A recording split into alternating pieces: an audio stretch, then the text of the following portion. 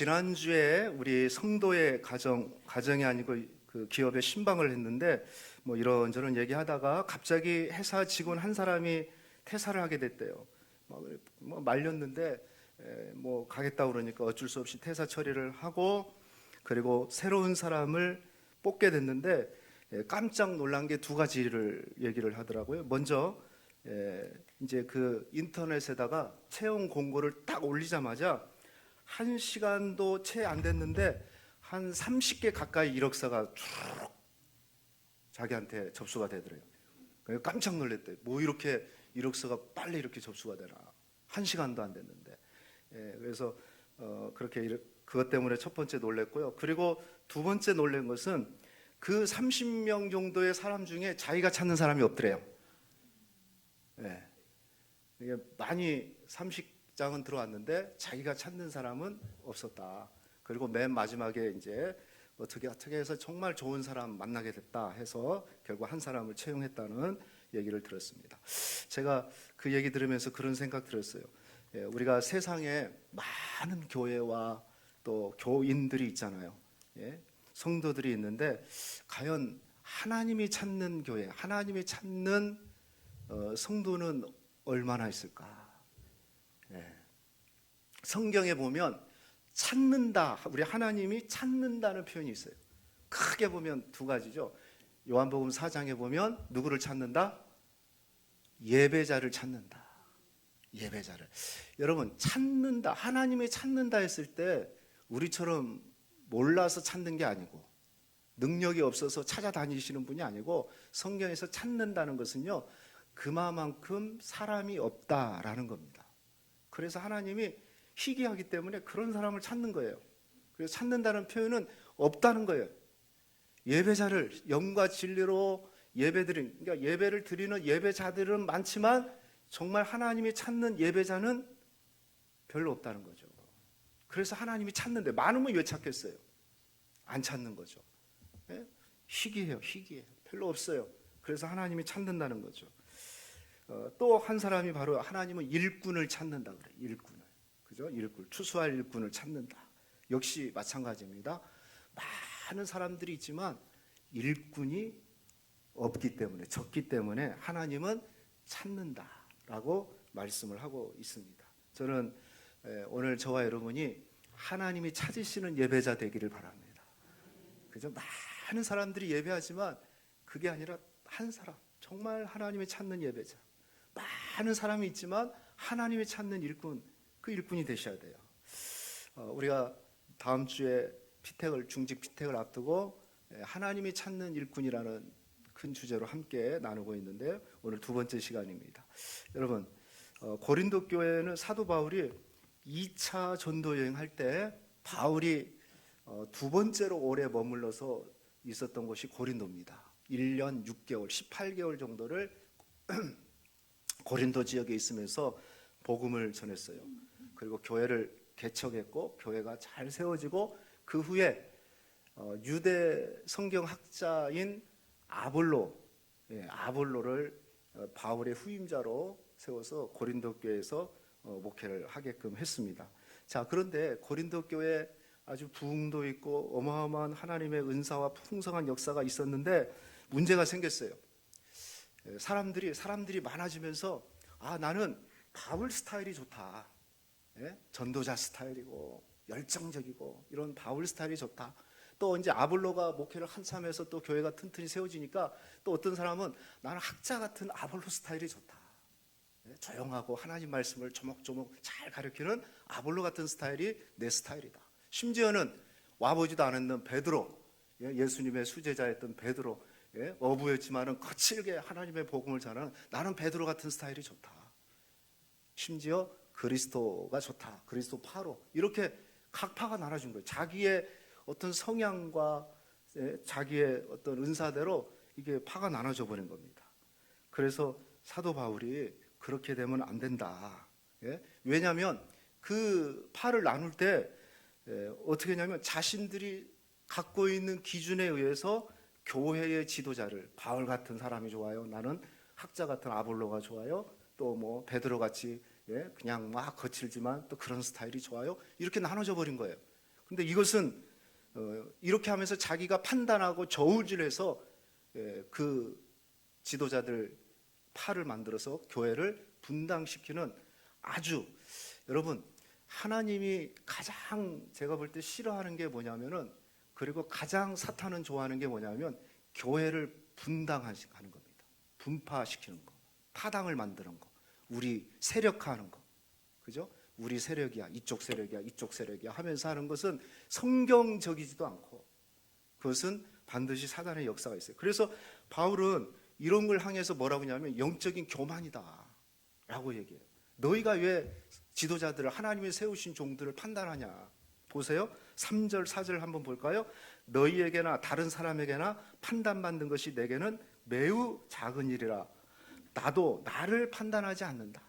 너희가 사람을 판단하지 않고 나도 내 사역을 판단하지 않는다. 다만 나를 심판하시는 이는 누구다? 주님이시다. 나는 주님 앞에서 지금 이 사명을 감당하고 있다. 바울은 거리낌 없이 이 얘기를 하면서 바울은 1절 2절을 통해서 우리는 그리스도의 일꾼이요 하나님의 비밀을 맡은 자다. 즉 우리는 누구냐면 바울, 아볼로, 게바를 얘기하고 있어요. 그러나 동시에 바로 구원받은 사람들은 이런 사람들이다. 사람들이 판단하고, 너희가 판단하는 게 아니라 우리는 다 주 앞에서 판단을 받기 때문에 우리에게 주신 사명을 잘 감당해야 된다라는 것을 말씀하고 있습니다. 자, 그렇다면 오늘 이 말씀 통해서 우리 하나님이 찾으시는 사람은 어떤 사람일까? 오늘 말씀은 우리가 능히 잘 알고 있는 말씀인데, 그래서 아주 우리에게 선명하게 전해주고 있어요. 아주 선명하게 하나님은 이런 사람을 찾는구나 이렇게 보여주고 있는데요. 자, 첫 번째는 하나님은, 따라합시다, 일꾼을 찾는다. 누구를 찾는다? 일꾼을 찾으셔요. 일꾼. 자, 1절 다시 봐요. 사람이 마땅히 우리를 누구라? 그리스도의 일꾼이요 그랬어요. 그리스도의 일꾼. 그러니까 하나님이 찾는 사람은 일꾼이에요. 일꾼. 여러분 일꾼 되시기를 바랍니다. 누가 그래요? 교회는 네 종류의 꾼이 있대요. 네 종류의 꾼. 첫 번째는 따라합시다. 말꾼. 말꾼은 뭐예요? 어떻게 아세요? 말만 하는 사람, 말이 앞서는 사람, 모든 걸 말로 해결하는 사람. 뭐 대표적인 게 저겠죠. 저 말로 하는 사람. 근데 성도들도 보면 말로 다 해요. 말로 다 해. 말로. 이런 사람을 말꾼이래요. 말꾼. 근데 말꾼들이 교회에 많아요. 그리고 또 두 번째는 어떤 꾼이냐면 구경꾼. 누구요? 구경꾼이에요. 구경꾼. 이 사람은 별로 관심이 없습니다. 그냥 구경만 하는 거예요. 쑥 훑어보고 괜찮으면 쑥 들어갔다가 또 나왔다가 구경하는 사람들. 구경하는 사람들. 그런데 구경꾼까지는 제가 볼 땐 괜찮아요. 근데 세 번째는 어떤 사람이냐면 방해꾼이 있어요. 방해꾼. 어떤 사람? 방해꾼이 있어요. 방해. 시시콜콜 트지 잡아요. 이게 방해하는 사람이에요. 그냥 뭐 좀 하자 그러면 못해요, 안 돼요, 뭐가 없어요, 막 그렇게 하는, 이게 방해꾼이 방해꾼. 근데 의외로 방해꾼들이 많아요.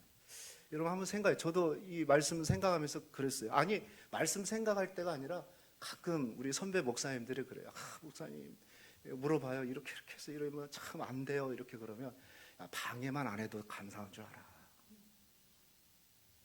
방해만 안 해도. 가만히 보니까 그런 것 같아요. 제가 목회 해오면서 보니까 야, 방해만 안 해도 참 감사하다. 방해 안 하는데 머물러 있으라는 얘기가 아니고, 그렇죠?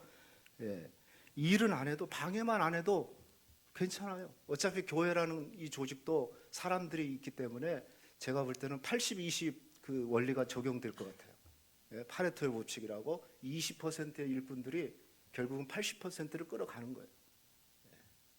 그건 뭐 모든 조직이 제가 볼 때는 거의 맞는 것 같아요. 그런데 방해가 하면 안 되죠. 방해. 근데 방해꾼들이 많아요. 방해꾼들. 교회 안에 있다는 거죠. 시시콜콜 하면서 그냥 아무 생각 없이 훅 던지고 말 던지고.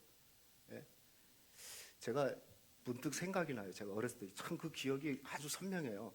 저는 시골이잖아요.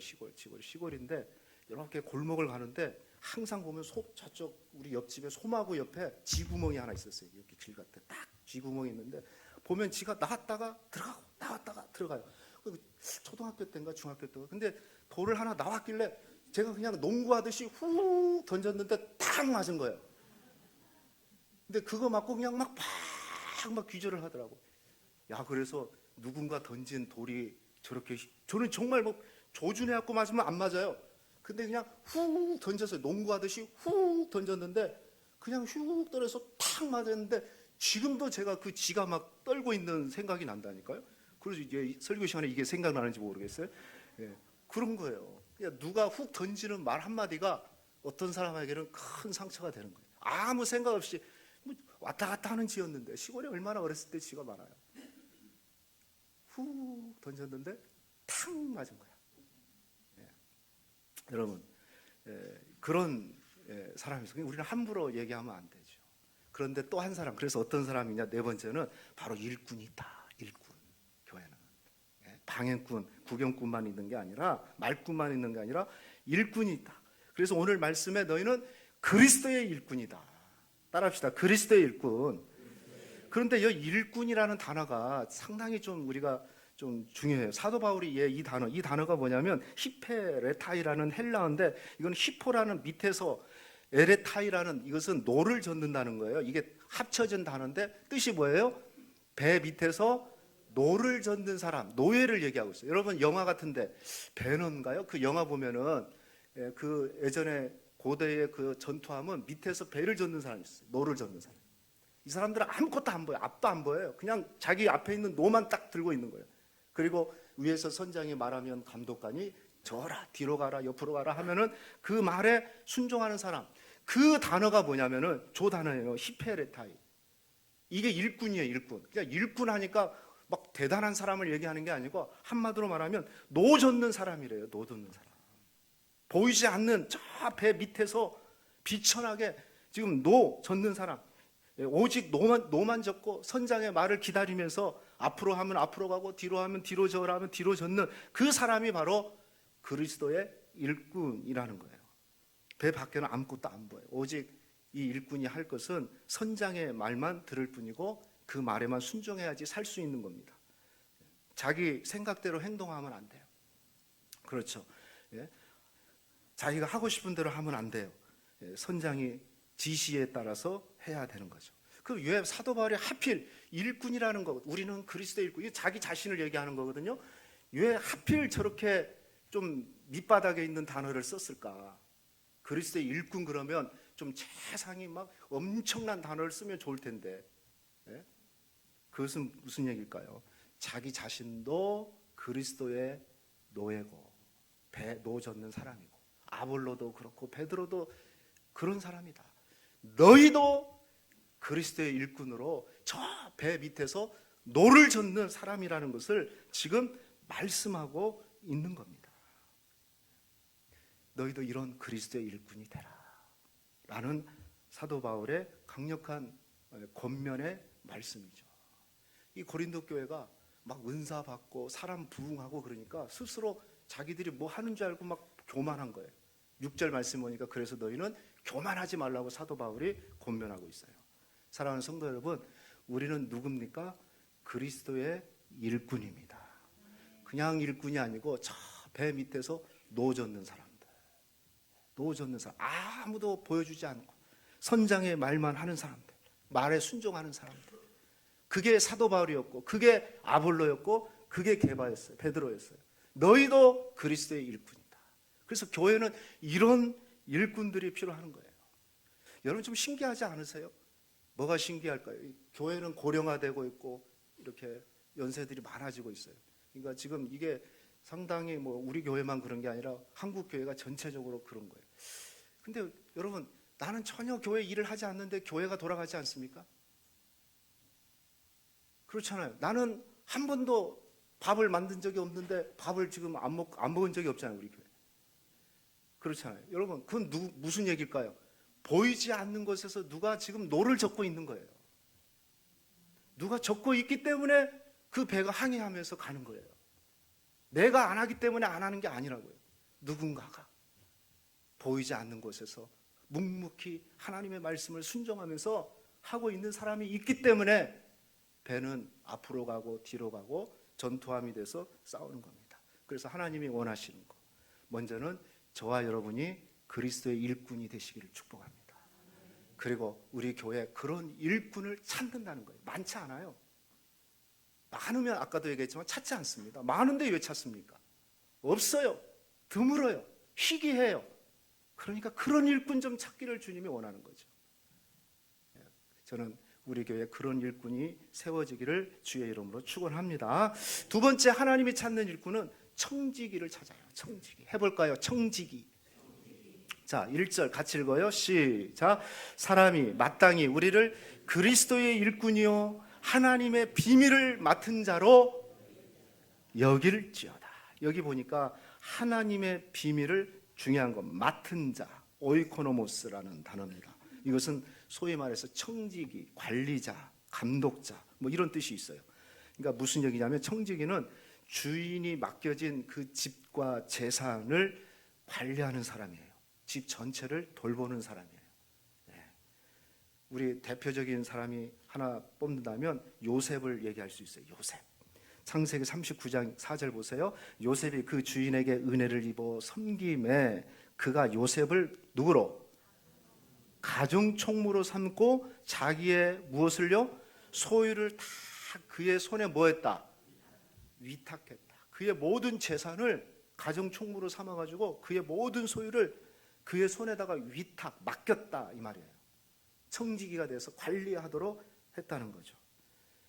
그래서 이 요셉은 그 일을 참 잘 감당했죠. 인정받았으니까. 그래서 주인 보디발이 요셉을 이것은요 믿었기 때문에 믿고 자신의 재산을 다 관리할 수 있게끔 한 겁니다. 이 청지기가 꼭 기억해야 될 것이 있어요. 청지기가 알아야 될 것. 주인이 자기에게 모든 집안 재산을 다 맡겼다고 해서 자기가 주인은 아니라는 거죠. 자기가 주인은 아니에요. 맡겨진 일만 충성하면 되는 거예요. 맡겨진 일만 충성하는 거예요. 간혹 이 사실을 망각하고 종이 주인 노릇하다가 망하는 사람들이 있어요. 마치 자기에게 막 다 권한이 이임을 해놓으니까 마치 자기가 주인 된 것처럼 선을 넘은 거죠. 여러분, 선이 넘어가면, 이 바운더리를 넘어가면 질서가 깨집니다. 그래서 항상 하나님은 선을 그어놔요. 에덴 동산에서도 여러분 생각해 보세요. 선악과를 동산 중앙에다 딱 놔뒀을까요? 너 선 넘지 마. 너 하나님 아니야. 너 피조물이야. 내가 너 사랑하지만 너는 하나님이 아니다. 그 선 넘지 말라는 거예요. 그러나 에덴 동산을 다 줬어요. 관리하게끔. 근데 문제는 뭐예요? 선을 넘었다는 거예요. 여러분, 청지기가 해야 될 일은 뭐냐면 선을 안 넘는 거예요. 자기에게 맡겨진 일만 하는 거예요. 그걸 충성하는 거예요. 그것을 성실히 감당하는 거예요. 이게 쉬운 것 같지만 그렇지 않아요. 자기 분수 알고 분수를 지키는 일은 결코 쉬운 일이 아니에요. 나에게 맡겨진 일이 뭘까를 생각하고 그것을 성실하게, 아주 성실하게, 청지기가 갖춰야 될 성실함이 있어야 돼요. 일부 예배 때 말씀 전하다가 문득 생각나서 2부 때도 말씀드리면, 여러분, 우리가 누가복음 5장에 보면 베드로가 밤새도록 그물을 던졌는데 고기를 잡았어요, 못 잡았어요? 네? 한 마리 안 잡았나요? 한 마리도 못 잡았어요. 여러분 생각해 보세요. 베드로는 평생을 어부지를 한 사람이에요.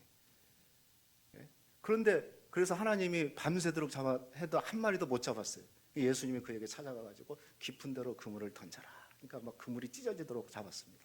저는 이 말씀 생각하면서 베드로가 예수님의 수제자가 되잖아요. 뭐의 장점을 보고 예수님이 베드로를 제자로 부르고 또 그의 수제자로 불렀을까, 이런 생각할 때, 깊은 데로 던져라 했을 때 자신의 경험을 무시하고 하나님의 말씀에 순종했기 때문에 됐다, 이런 우리가 일반적인 생각, 그렇게 할 수 있어요. 근데 그 전에 제가 볼 때는 이런 생각이 들어요. 밤새도록 던졌는데도, 그러니까 한 마리도 고기를 못 잡았는데도 밤새도록 그물을 던졌다는 거, 저는 이게 참 귀한 것 같아요. 여러분 같으면 하겠어요? 오늘 내가 딱 몇 번 초저녁에 한번 던져보고 일진이 안 좋네, 오늘 고기가 없다, 물이 안 좋아 하고 그냥 포기할 수도 있잖아요. 그 정도로 경험도 있을 것이고. 그런데 한 번 던지면 한 마리라도 나와야 되는데 밤새도록 던졌는데 한 마리도 없어요. 못 잡았어요. 저는 그게 베드로를 하나님이 부르신 아주 귀한 일이라고 생각해요. 아주 중요한 포인트라고 생각해요. 말씀대로 순종했기 때문에. 그거보다 더 중요한 것은 그가 갖고 있는 그 성실함을 본 거예요. 한 마리도 안 잡았는데 밤새도록 할 수 있는 그런 끈기가 있어? 그런 책임감이 있어? 그거죠, 그거. 근데 우리는 그게 없어요. 그 후에 어떻습니까? 베드로의 삶을 보면 거꾸로 십자가에 순교하기까지 충성했던 사람이죠. 제가 볼 때 하나님은 이걸 본 거예요. 그래서 그가 나중에 예수님의 제자가 된 거죠. 여러분, 청지기는요, 아무리 일을 잘해도 주인의 뜻을 저버리면 안 되고 주인의 유익을 위해서 일해야 되고 또 자신의 욕심을 채우는 건 아닙니다. 맡겨준 일에 주님 뜻에 따라서, 주인의 뜻에 따라서 열심히 일하는 거죠. 또 열심히 일을 한다고 해도 주님 뜻에 어긋나면 아무런 유익이 없는 겁니다. 그래서 우리는 정말 청지기로서, 관리자로서 내게 맡겨진 일들을 밤새도록 어떨 때는 아무 결과가 없더라도 그것을 할 수 있는, 저는 그런 성실함과 그런 믿음이 제 안에 필요하다고 생각합니다. 자, 그런데 바울은요, 무엇을 맡은 자라고 얘기합니까? 하나님의 비밀을 맡은 자래요. 하나님의 비밀을 맡은 자. 이 비밀이라는 것은 감춰졌던 것인데 이제는 드러나죠. 사도 바울이 서신서에 보면 비밀, 하나님의 비밀이란 말을 종종 썼어요. 그 비밀이 한마디로 뭐냐면 예수 그리스도를 얘기해요. 골로새서 2장 6절 7절 보니까 하나님의 비밀인 그리스도를 깨닫게 하려 함이라, 그런 말씀도 있어요. 그러니까 하나님의 비밀은 뭐냐? 그리스도의 복음을 맡은 자다. 그죠? 고린도 교회 성도들과 또 자신, 사도 바울과 다른 동역자들은 다른 일을 하는 사람이 아니고, 그렇잖아요. 여러분, 우리가 교회가 다른 일을 하는 게 아니잖아요. 하나님 복음을 위해서 일하는 공동체가 바로 이 교회 아니겠어요? 그래서 그 복음을 위해서, 복음을 맡은 자로서 복음을 빛내게 하고, 단지 사도 바울은 전도자의 설교, 강력한 선포적인 설교를 했던 사람이고, 아볼로는 학자적인 마인드를 가지고 철학을 가지고 조목조금 가르쳤던 사람이고, 베드로는 더 거칠죠. 그런 해서 저 사람, 나는 저런 설교 스타일, 바울 스타일이 좋아, 아볼로 스타일이 좋아, 차분하게 가르쳐주는 스타일이 좋아, 나는 거칠지만 베드로처럼 막 시원시원하게 해주는 게 좋아 하면서 그렇게 스스로 판단하는 사람이 아니라, 우리는 다 같이 예수 그리스도의 복음을 맡은 자다. 복음을 가진 자다. 이 복음을 전하는 일에 힘써야 된다. 그래서 청지기는 다른 거 아닙니다. 하나님의 비밀인 그리스도의 복음을 맡은 자입니다. 이 복음을 빛나게 하는 자. 할렐루야. 여러분을 통해서 예수가 빛나야 돼요. 아멘입니까? 여러분, 세상에서 여러분을 통해서 예수가 드러나기를 축복합니다. 예수가 반사되기를 축복합니다. 그렇잖아요. 예수가 반사돼야, 빛나야 돼요. 저분은 복음을 맡은 자다. 그런데 기억하세요. 교회 안에서 복음을 맡은 자가 아니에요. 교회는 복음이 있기 때문에. 정말 중요한 것은 세상 중에서 복음을 맡은 사람이에요. 여러분이 세상에서 어떻게 사느냐, 이 복음을 맡은 자로서 살아가느냐, 그게 중요한 거죠. 그래서 하나님은 그런 사람을 찾는다, 이 말이에요.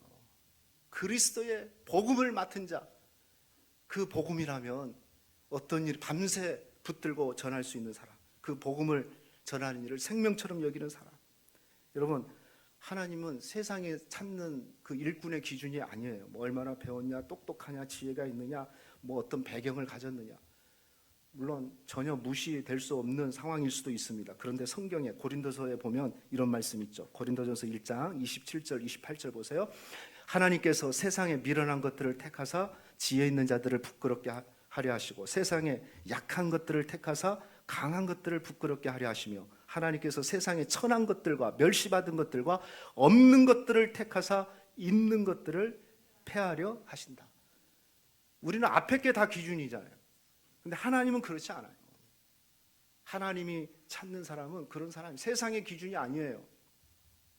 하나님이 찾는 사람은 정말 복음에 붙들린 사람. 좀 다르게 얘기하면 복음이 너무 좋은 거예요. 예수가 너무 좋은 거예요. 그래서 거기에서 헌신이 흘러나오고 섬김이 흘러나오는 것이지. 할렐루야. 그게 그래서 사도 바울은 뭐라고 해요? 복음에 나는 미친 자다. 여러분 뭔가에 미쳐보는 게 중요해요. 그러니까 다른 것에 미치지 마세요. 예수에게 미치기를 바랍니다. 그죠? 예수님께 미친 자. 사도 바울이 그랬죠. 난 복음에 미친 자다. 복음에 전염된 자다. 사도행전에 보니까 전염병. 세상 사람들이 이제 저는 저 예수의 전염병자들. 전염병. 예수한테 전염이 돼버린 거예요. 예수로 충만해진 거예요. 근데 우리는 요즘 어때요? 세상 살면서 우리 여기 직장인들이 있는데 나 예수 믿어요. 이렇게 직장에서 하기가 쉽지 않죠. 말 안 쳐. 그때부터 뭔가 막 무거운 짐을 짓기 시작하는 거죠. 그런데요, 그건 우리가 말해서 드러나는 게 아니고 정말 우리의 삶 속에서 드러나는 거죠. 그 안에 복음이 충만해져 있으니까. 할렐루야. 여러분 복음에 충만하시길 축원합니다. 복음에 충만한 그런 사람이 되셔야 돼요. 그런 청지기가 돼요. 하나님은 오늘 우리가 그런 사람 다시 되기를 원해요. 예수께 미쳐서 복음의 청지기로서 살아가는 거죠. 그리고 우리 교회에 그런 청지기 같은 사람을 찾고 계시는 거예요. 하나님이. 왜 많지 않거든요. 그러니까 찾는 거죠. 예수께 미친 사람. 그런 사람을 주님이 찾는 겁니다. 그런 하나님이 찾는 사람들이 세워지기를 주의 이름으로 축원합니다. 마지막 세 번째는요, 하나님이 찾는 사람은 충성된 사람이에요. 충성된 사람. 충성된 사람. 2절 한번 읽어봐요. 우리 잘 알죠? 시작. 그리고 맡은 자에게 구할 것은 뭐다? 충성입니다. 충성. 그리스도의 일꾼, 노예요. 저 배 밑에서 노젓는 사람이요. 그리고 복음의 청지기, 복음을 맡은 자로서 1절에 말했는데 그런 사람들이 구해야 될 것이 있다. 이 구한다는 것은 원래 뜻이 뭐냐면은 간절하게 요구되는 게 있다. 그게 뭐냐? 생각해 보세요. 그리스도의 일꾼과 하나님의 비밀을 맡은 자들에게 하나님이 간절히 요구되는 것. 그게 뭐라고 그랬어요? 충성이다. 능력이 아니에요. 어떤 세상에 잘난 것이 아니고 그냥 충성하면 된다. 충성하면. 충성이 뭡니까? 충성이라는 단어는 신실함이에요. 신실함. 다르게 얘기하면 참 믿을만하다. 하나님이 봐도 믿음직스러운 거예요. 그게 충성된 자예요. 여러분 알잖아요. 여러분이 살아가면 야, 저 사람은 믿을만해. 내 지갑 맡겨도 괜찮아. 다른 거 맡길 수 있는데 지갑은 못 맡기겠어. 심지어는 부부끼리도 못 맡기죠. 믿지 못하면. 무엇을 맡겨도 안심이 돼요. 그런 사람을 충성된 사람이라고 그랬어요. 우리 잘 아는 말씀이죠. 잠언 25장 13절 같이 읽어봅시다. 시작. 충성된 사자는 그를 보낸 이에게 마치 추수한 날에 얼음 냉수 같아서 능히 그 주인의 마음을 시원하게 하느니라. 여러분 요즘같이 더운 이제 가을 추수 때 막 더울 때 여기 얼음 냉수 같아서 주인의 마음을 얼음 냉수 한 잔 마시면 그냥 시원하잖아요. 근데 그런 사람을 누구라고 그랬어요? 충성된 사자. 충성된 하나님의 마음을 시원하게 해주는 거예요. 저 사람은 하나님이 생각하면 그냥 마음이 시원해요. 다윗이 하나님과 마음이 합한 자라고 그랬잖아요. 그죠? 마음을 시원하게 하는 거예요. 그러니까 충성된다는 것은 주님 마음을 시원하게 하는 거예요. 애들 말로 고구마 같은 사람이 있어. 저 사람만 생각하면 막 꽉꽉 막혀. 생각해보세요. 주님이 생각할 때 시원한 사람이 있고 고구마 같은 사람이 있어요. 그러면 한번 물어볼게요. 신목사가 생각할 때 우리 교인들 중에 시원한 사람도 있을 거고 고구마 같은 사람 있을까요? 없을까요? 네? 있을까요? 없을까요? 한 사람 있어요. 한 사람. 우리 교회 꽉 막혀요. 저 사람은 생각하면 그냥 답답해 죽겠어요. 왜 저렇게 믿거든요? 저렇게 신앙생활 하는지. 그런데 충성된 사람은 주인의 마음을 시원하게 해야 된다. 이게 충성된 사람이에요. 주인이 있든 없든 보이든 안 보이든. 요즘에 그 뉴스를 보면 알바생들이 이렇게 범죄들이 많더라고요. 주인 앞에서는 막 잘하다가 요즘 배달 같은 게 있으니까 막 그 배달료가 자기 통장으로 들어오게끔 하고 막 그런 게 최근에 있고요. 그 막 물건들 막 자기들이 가져가 버리고 막 주인 없을 때 가져가고 막 그런 일들이 범죄들이 이게 잦아요. 보니까. 그 주인이 생각하면 그걸 나중에 왜 이상하게 계산이 안 돼? CCTV를 보니까 도둑이 다른 사람이 아니었어요. 자기 집에 맡겨준 사람이었어. 얼마나 답답하고 얼마나 불쾌하겠습니까? 여러분 충성된 사람은 그러잖아요. 주인의 마음을 시원하게 한다. 다 맡겨도 그냥 시원해요. 뭐든지 맡겨도 돼요. 왜? 한결같으니까. 그래서 이 충성이라는 말 속에는요, 특별히 작은 일부터 우리는 충성해야 돼요. 큰 일이 아니에요. 작은 일. 따라합시다. 작은 일. 작은 일에 충성할 때 하나님은요 큰 일도 쓰이는 거죠. 자, 달란트 비유 있죠? 마태복음 5장 한번 읽어봅시다. 시작. 그 주인이 이르되 잘하였도다 착하고 충성된 종아 내가 적은 일에 충성하였으며 내가 큰 일도 맡기리라. 여러분 하나님은 충성된 일을 내가 이제 충성된 사람 되겠다 해서 뭐 중직자 되겠다 해가지고 큰 일 한다? 그렇지 않아요. 맡겨진 작은 일에 충성하는 거예요. 그 작은 일을 잘할 때 앞으로 하나님이 드러내는 것이죠. 왜 나는 이렇게 허드레 일을 시키지? 왜 이 작은 일을 하게끔 하지? 그런 사람이 없어요. 그런 사람은 나중에 우리 달란트 비유에서도 알지 않습니까? 작은 일에 충성하세요. 큰 일, 드러난 일이 중요한 게 아니에요. 아무도 보이지 않는 곳에서 충성하는 사람, 하나님이 보시는 거죠. 그리고 중요한 것은 하나님 앞에서는 큰 일도 작은 일도 없어요. 큰 일이 어디 있어요? 하나님 앞에. 또 하나님 앞에 작은 일이 어디 있어요?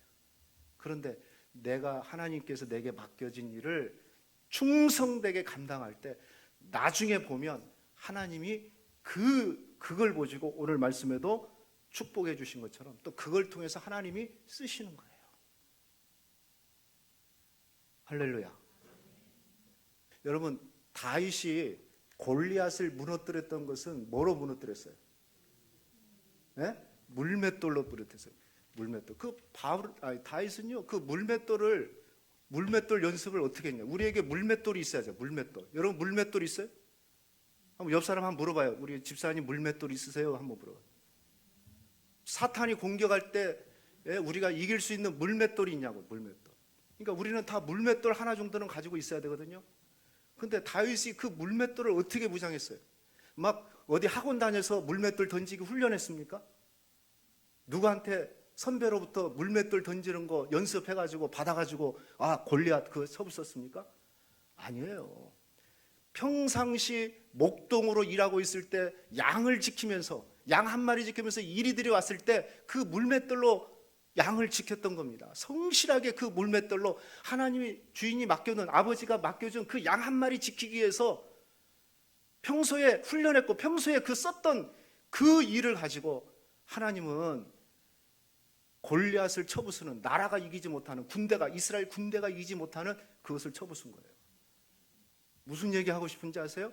여러분에게 하나님이 맡기신 그 작은 일 하나, 특별한 일이 아니에요. 그 작은 일 하나를 하나님께서 귀하게 쓰시고 그걸 통해서 결정적일 때 하나님이 쓰시는 것이지 나의 물맷돌은 뭘까 헤매는 게 아니에요. 나에게 하나님이 맡겨준 일들을 잘 감당해내는 거예요. 성실하게 감당해내는 거예요. 뭐 우리 교회는 사역이 많지 않잖아요. 그런데 많지 않은 사역에서도 그걸 감당해내는 거죠. 뭐 아까 우리 헌금위원들 하면 헌금위원을 어떻게 할 것인가 고민하고 기도하고 두 분이 한 달 동안 짝이 돼가지고 기도하면서 나올 때 호흡을 잘 맞추고 걸음을 맞추고 뒤에 따라가고 여기 오면은 딱 주고 받고. 예? 저는 이게 작은 일이 나중에 보면 큰 상 받을 때도 그렇게 받는 거예요. 할렐루야. 작은 거예요, 작은 거. 작은 것에 충성하는 거. 왜 우리가 충성해야 되냐면 5절 말씀 보십시오. 5절 같이 한번 읽어봐요. 시작. 그러므로 때가 이르기 전 곧 주께서 오시기까지 아무것도 판단하지 말라. 그가 어둠에 감추인 것들을 드러내고 마음의 뜻을 나타내는. 자, 아무것도 너희들 판단하지 마. 뭐 아볼로는 어떻다, 바울은 어떻다 판단하지 말고 나도 나를 판단하지 않는다. 그런데 언제요? 그때에 각 사람에게 하나님으로부터 칭찬을 받는다. 하나님의 판단을 받을 때가 있다. 여러분 기억하셔야 돼요. 저나 여러분 하나님 앞에 판단받을 때가 있어요. 반드시 있다니까. 왜 하나님이 직분을 주셨겠어요? 왜 목사로 불렀겠습니까? 왜 장로 세우고 왜 권사 세우고 왜 안수집사 세웠겠어요? 판단받을 때가 있다니까요. 반드시 그때가 옵니다. 사람의 판단이 무서운 게 아니에요. 목사는 이렇게 저렇다 판단할 수 있어요. 답답할 수도 있고 그건 아무것도 중요하지 않아요. 그런데 중요한 건 하나님 앞에 판단받기 때문에, 하나님 앞에 판단받기 때문에 그때를 기억하면서 우리가 살아야 된다는 거죠. 무슨 사람의 판단이 그렇게 중요합니까? 물론 사람에게도 잘 판단받으면 좋지만 그러나 기준이 다르니까. 그리고 이건 우리의 제2의 율법이라고 하는 게 있잖아요. 양심. 우리가 양심을 가지고 판단하면 돼요. 일단은. 그리고 말씀에 비춰서 내가 하나님 앞에 판단받을 때 칭찬받을 수 있을지 생각하시면 되는 겁니다. 그걸 그때 지금 이렇다 저렇다 우리가 하지 않아요. 그때를 기억하면서 작은 일에도 충성을 하고, 구경꾼이 아니고 방해꾼이 아니고 말꾼이 아니고 일꾼으로서 내가 맡은 자로서 어떻게 해야 될 것인가, 이걸 생각하셔야 돼요. 여러분 기억하셔야 됩니다. 하나님께 받은 직분은 사명과 연결이 돼요. 그래서 판단받을 날이 온다는 거예요. 그러므로 저와 여러분이 오늘 말씀대로 바울과 아볼로, 게바가 그랬던 것처럼 충성된 사람으로 세워져야 되고, 또 우리 교회 충성할 수 있는 사람 찾아서 하나님 찾아주시고 세워주십시오. 이렇게 기도하시기를 주의 이름으로 축원합니다. 말씀 맺을게요. 하나님이 찾는 사람입니다. 나는 어떤 사람이냐? 나는 주님의 배 밑창에서 노를 젓는 일꾼이다. 이런 마음 가진 사람. 내게 주신 직분은 내 것이 아니고 주님께서 나에게 맡기신 것이니 내가 주님 마음을 시원하게 해드리겠다. 그러므로 내가 평생 주님께 드려야 할 것은 오직 충성이구나. 그런 충성된 사람, 그런 사람을 하나님이 찾습니다. 오늘 저와 여러분이 이 고백으로 사시고 이런 주님이 찾으시는 일꾼 되시고, 또 이런 일꾼들이 우리 교회에 세워져서 우리 몸된 교회가 든든히 세워지고, 참 적지만 그 사람 한 사람이 세워져서 참 주님 마음이, 내 마음이 너무 시원하다. 지금까지 고구마였는데 하나님 마음이 고구마처럼 답답했는데 그런 사람 세워졌으니 너무너무 좋다. 그런 마음을 가지고 여러분 기도하시고 그런 일꾼들이 우리 교회에 세워질 수 있도록 여러분들이 기도하시기를 주의 이름으로 축원하겠습니다.